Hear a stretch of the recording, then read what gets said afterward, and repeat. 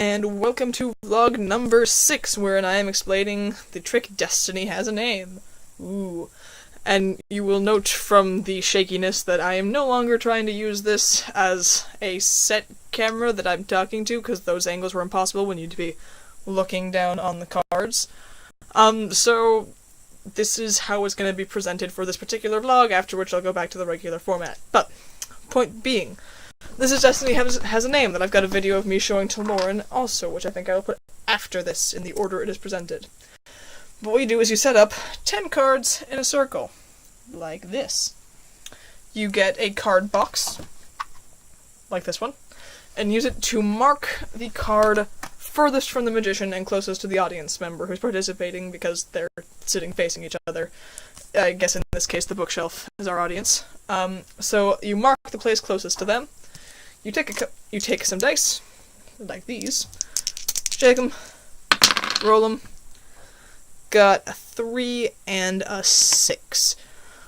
So I am going to pick the 3 because that's the date of my birth. You pick one of the numbers, just to further, demonstrate that you're in control of whatever your destiny is. I'm picking the number 3. I will then move my little game piece 1, 2, 3 spaces.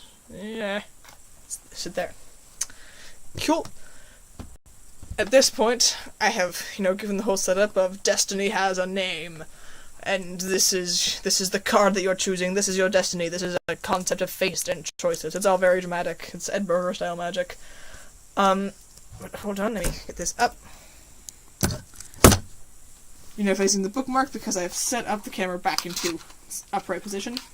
What you do is you take the box that was placed on top of the 9, and you look inside the box, and inside the box there's a card. And you pull it out, and it's the card that you landed on. It's the 9 of clubs. And then you flip over the card, and look, it's got a name written on it. I don't know how well you can see it, but it says Abby.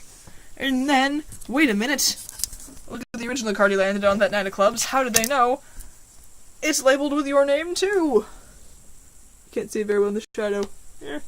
Abby. There it is. But there is a different way that this trick can go. Had I not landed on the 9, I could also have chosen the 6, I believe. Yes, I could have chosen the 6. And what I would have done had I chosen the 6 is that I would start on the faraway place, and I would go, let's see how far out I can zoom with one arm while the other one has to move the box. 1, 2, 3, 4, 5. Here we go. Let me try that again. 1, 2, 3, 4, 5, 6. Yeah. So you land on this nice king right here. And when you flip over this king, look! This has got your name on it too. But the joy is that none of the other cards have your name on them. You can flip over the others, and they're all unlabeled. None of these cards matter except for the card in the 3 position from the start and the 5 position from the start, assuming you're moving counterclockwise. What happens is you set up your cards before you lay them out, like this. So you have them stacked in your deck so you know which cards are in the 3 and 5 position from the bottom of your deck.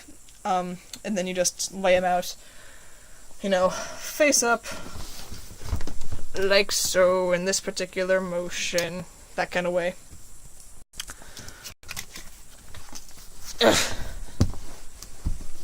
And then you mark the farthest point right there, the first card you put down, always as your number 1.